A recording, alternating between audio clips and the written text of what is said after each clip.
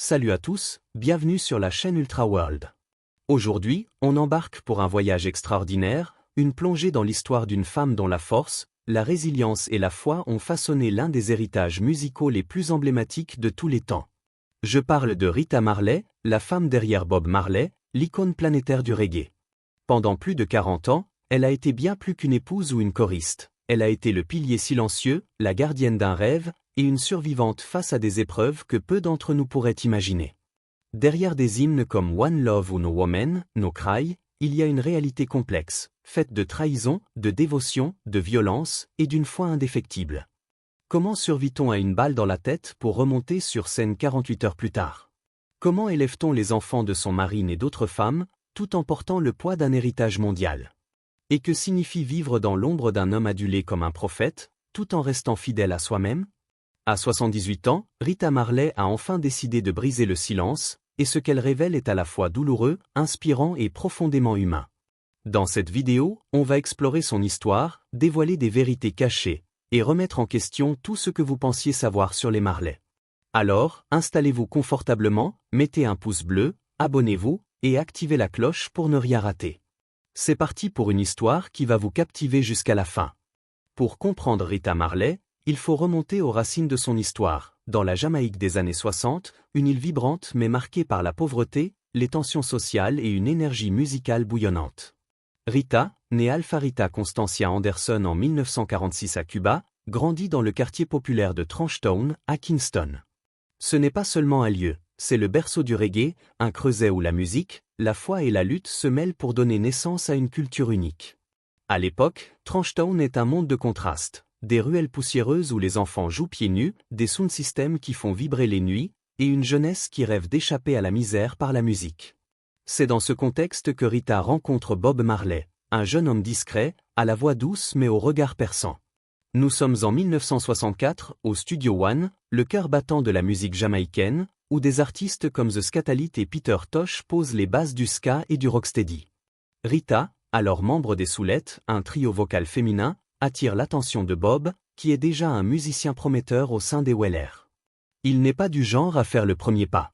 Au lieu de cela, il envoie des amis parler à Rita, une approche timide mais sincère qui reflète sa personnalité réservée à l'époque.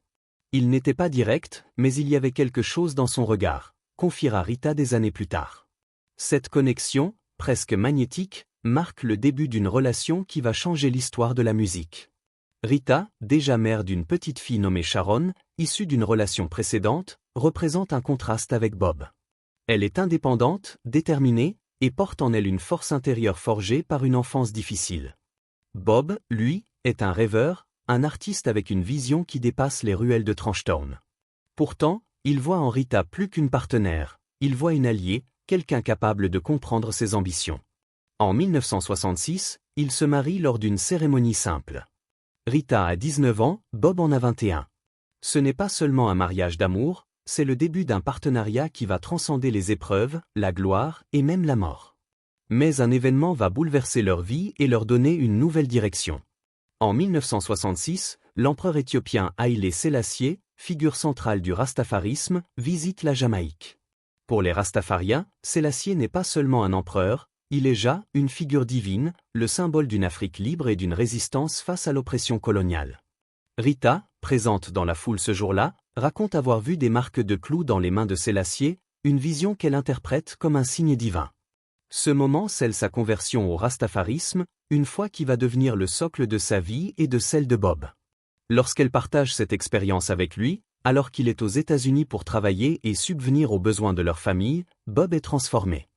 Le rastafarisme devient le moteur de sa musique, de ses paroles et de leur mission commune. Dans les années 60 et 70, Rita n'est pas seulement l'épouse de Bob, elle est une partenaire à part entière, tant sur le plan personnel que professionnel.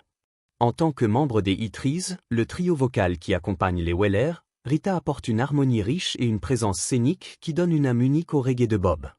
Avec Judy Mowatt et Marcia Griffiths, les Itris transforment des chansons comme No Woman, No Cry ou Three Little Birds en expériences spirituelles, leur voix s'élevant comme une prière collective.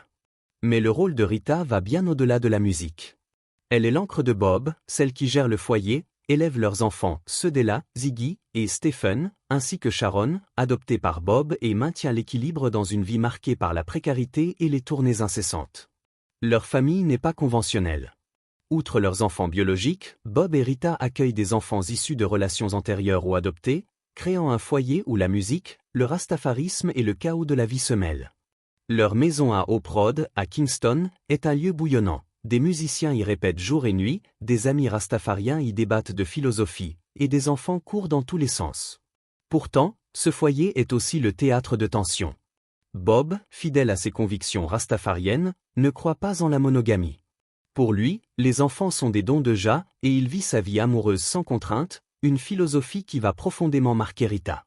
Bob reconnaît officiellement 11 enfants de cette femme différente, et les rumeurs suggèrent que d'autres, non reconnues, pourraient exister à travers le monde.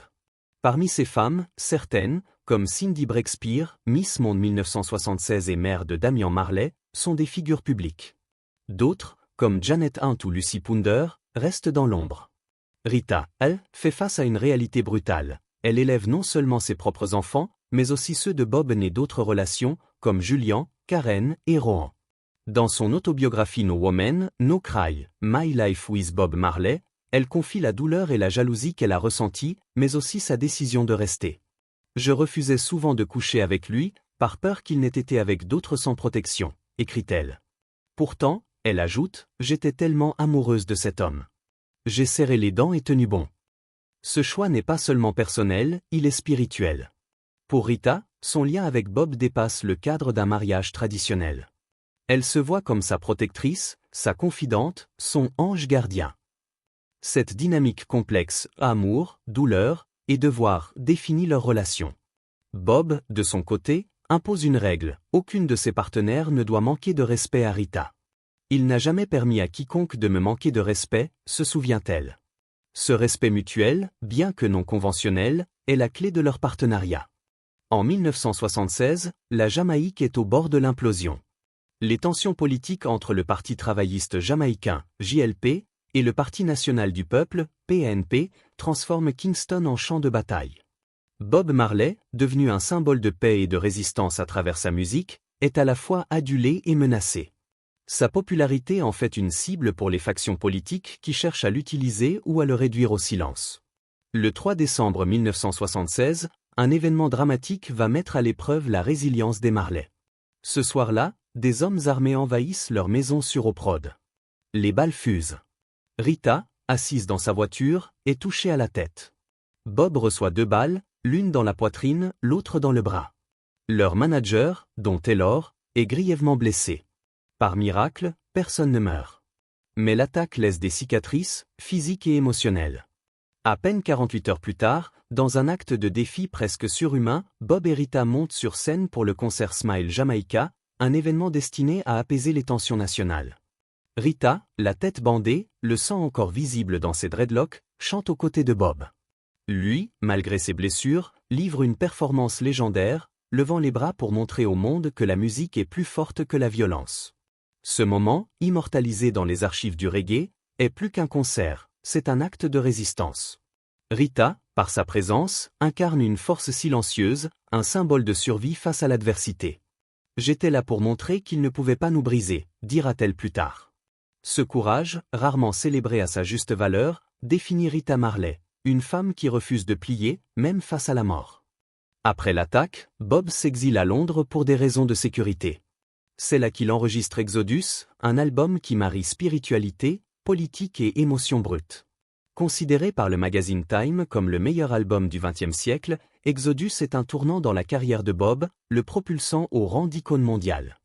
Rita, qui le rejoint, continue de jouer un rôle clé, non seulement comme choriste, mais aussi comme partenaire créative. Ses harmonies dans des chansons comme Jamming ou Waiting in Vain ajoutent une profondeur émotionnelle qui transcende les paroles de Bob. Mais à mesure que la gloire de Bob grandit, leur mariage évolue. Bob, désormais une superstar, attire l'attention de nombreuses femmes.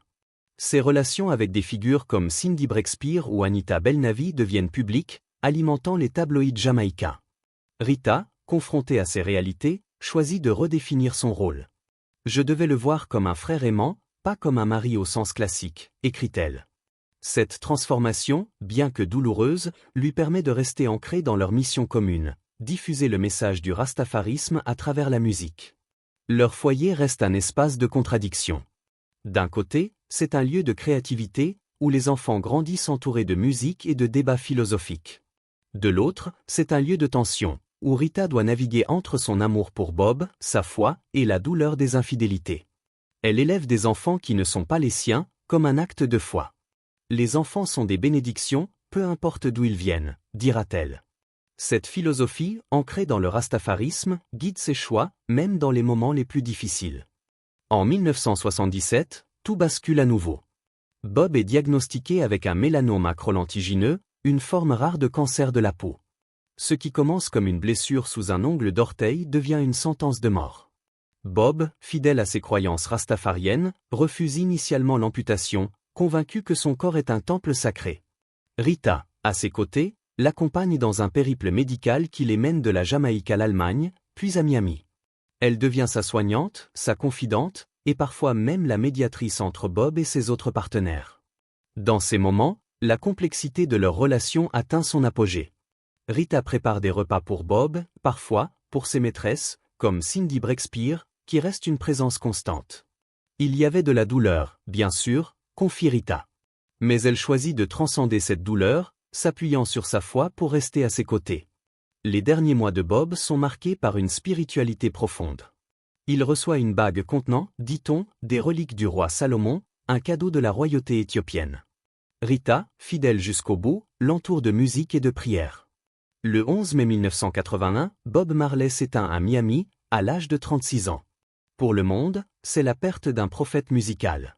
Pour Rita, c'est la fin d'un chapitre, la perte de son premier amour, de son partenaire spirituel.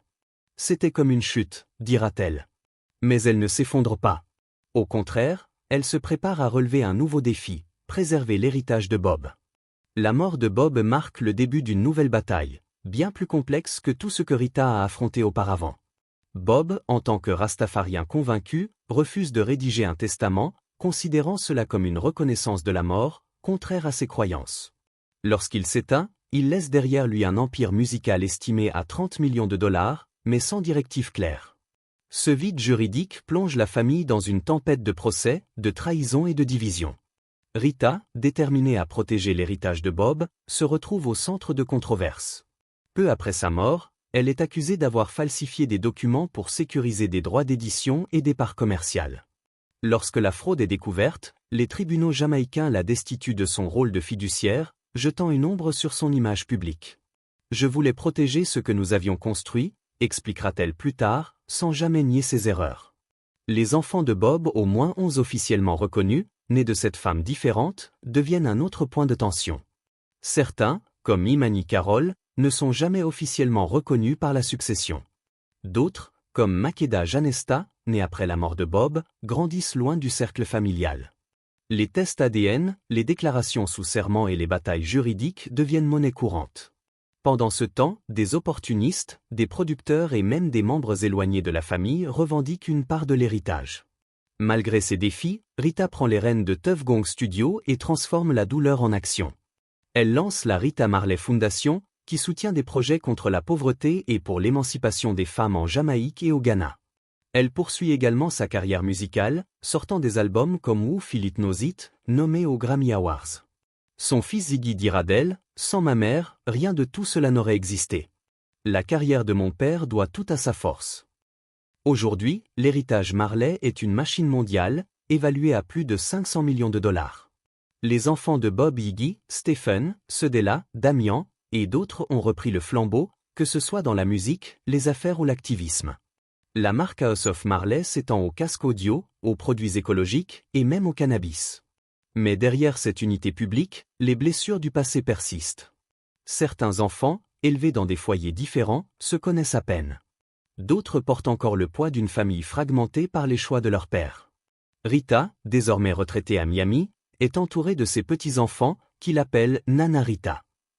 À 78 ans, elle reste la matriarche spirituelle des Marley, une figure dont l'influence résonne dans chaque note de No Woman, No Cry. Son histoire est un témoignage de résilience, de foi et d'humanité face aux contradictions d'un homme adoré comme un messie, mais profondément imparfait. L'histoire de Rita Marley n'est pas seulement celle d'une femme derrière une légende. C'est un récit de survie, de sacrifice et d'amour inconditionnel. Bob Marley prônait la paix et l'unité, mais sa vie personnelle a laissé des cicatrices. Était-ce une conviction spirituelle, enracinée dans le rastafarisme, ou une excuse pour ses excès? C'est à vous de décider. Dites-nous ce que vous pensez dans les commentaires. Si cette histoire vous a touché, mettez un pouce bleu, partagez la vidéo, et abonnez-vous pour découvrir d'autres récits qui dévoilent les vérités cachées derrière les icônes. On se retrouve bientôt pour une nouvelle aventure. Et voilà, les amis, l'histoire de Rita Marley, une femme qui a porté bien plus qu'un nom ou un héritage. Elle a porté la douleur, la foi, et l'amour d'un homme dont la musique a changé le monde, mais dont la vie personnelle a semé des tempêtes. Derrière chaque note de One Love, derrière chaque cri de liberté dans Redemption Song, il y a Rita, une survivante, une matriarche, une force silencieuse qui a transformé les épreuves en résilience.